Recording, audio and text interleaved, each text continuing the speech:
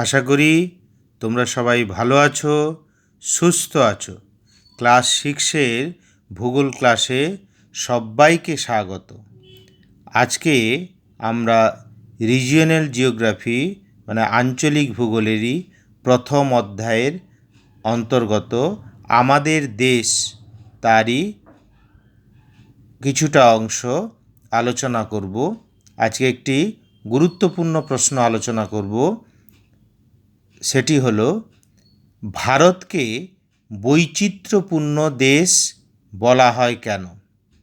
অথবা এভাবে প্রশ্ন করা হতে পারে, ভারতবর্ষ হলো বৈচিত্র্যপূর্ণ দেশ, উক্তিটি ভৌগোলিক যৌক্তিকতা বিচার করো।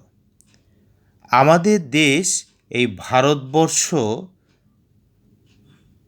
অত্যন্ত বৈচিত্র্যময়।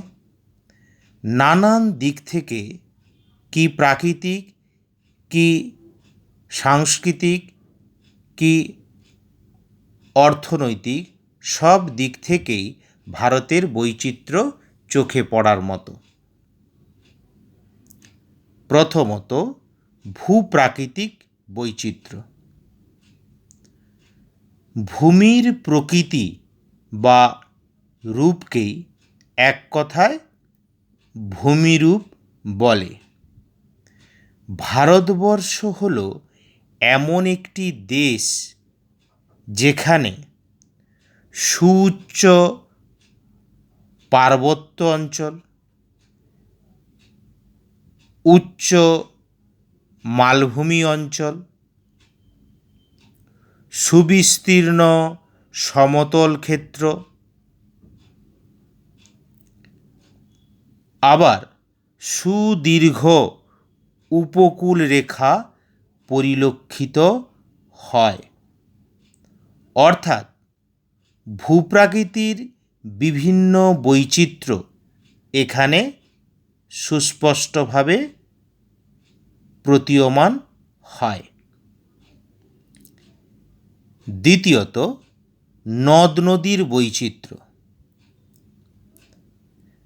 প্রায় সমগ্র ভারতবর্ষ জুড়েই বহু ছোট বড় মাঝারি নদ নদী জালের ন্যায় বিস্তৃত রয়েছে।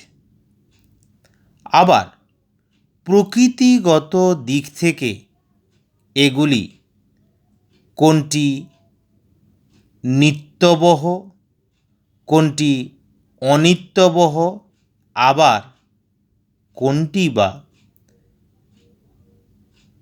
অন্তর্বাহিনী নদীর পর্যায়ভুক্ত। এভাবে সমগ্র ভারতবর্ষে প্রায় 14টি বড় নদী ও 44টি মাঝারি নদী সহ বহু সংখ্যক ছোট ছোট নদী পরিলক্ষিত হয়। এই সব নদী অববাহিকাগুলি সারা দেশ জুড়ে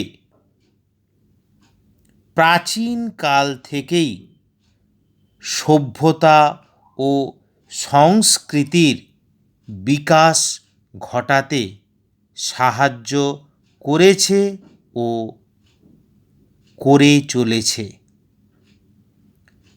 তৃতীয়ত, জলবায়ুগত বৈচিত্র্য। সমগ্র ভারতবর্ষ জুড়েই নানান ধরনের জলবায়ু পরিলক্ষিত হয়। ভারতের পূর্ব দিকে রয়েছে ভারত তথা পৃথিবীর সর্বাধিক বৃষ্টিবহুল অঞ্চল মেঘালয়ের চেরাপুঞ্জির মৌসিনরাম। আবার পশ্চিমে রয়েছে মরুস্থলী, যা বৃষ্টিহীন অঞ্চল।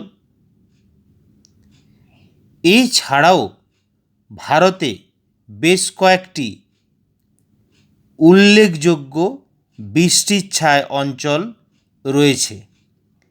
এগুলি হলো যেমন শিলং,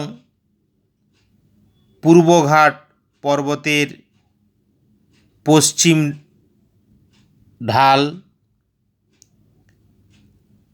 পশ্চিমঘাট পর্বতের পশ্চিম ঢাল। নেক্সট, চতুর্থত, স্বাভাবিক উদ্ভিদের বৈচিত্র্য। আমরা জানি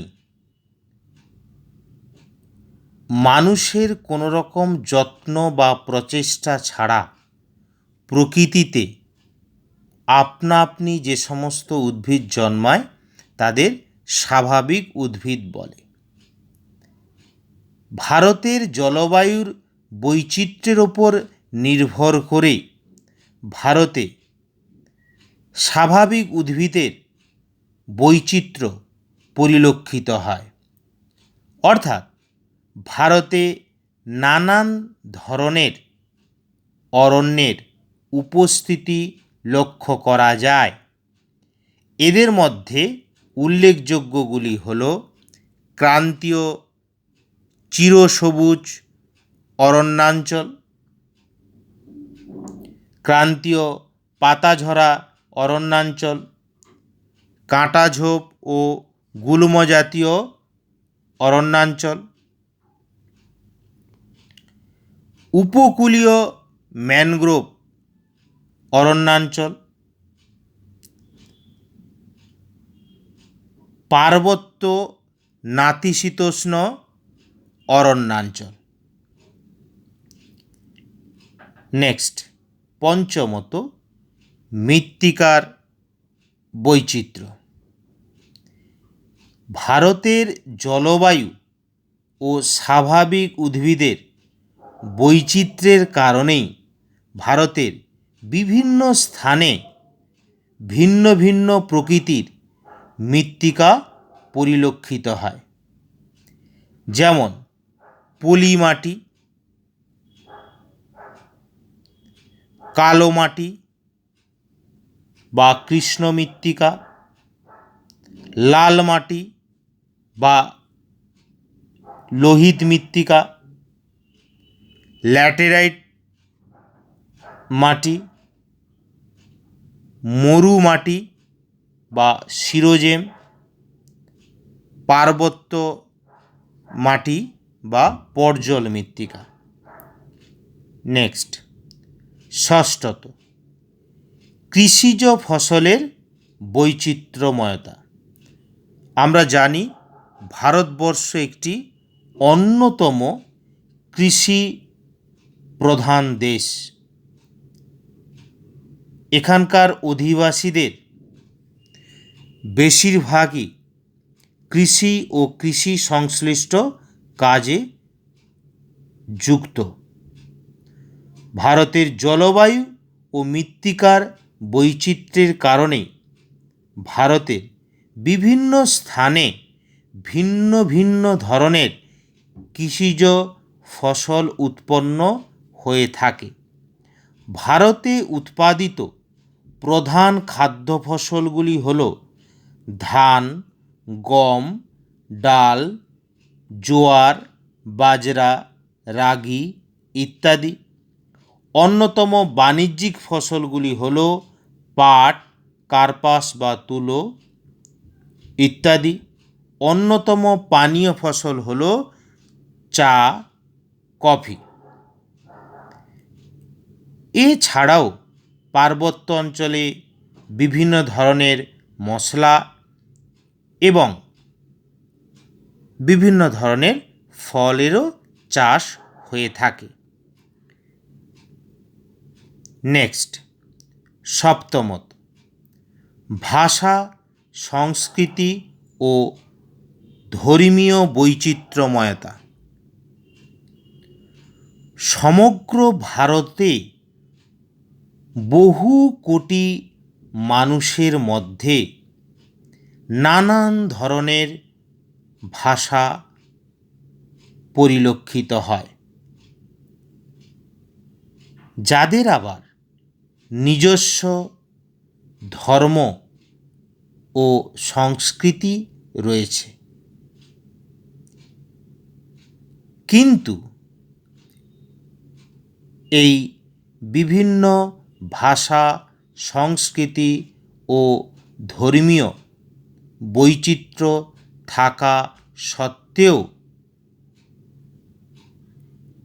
এদেশে কিন্তু পারস্পরিক মেলবন্ধন অর্থাৎ একতা বা ঐক্য পরিলক্ষিত হয়, যা সত্যই অনবদ্য।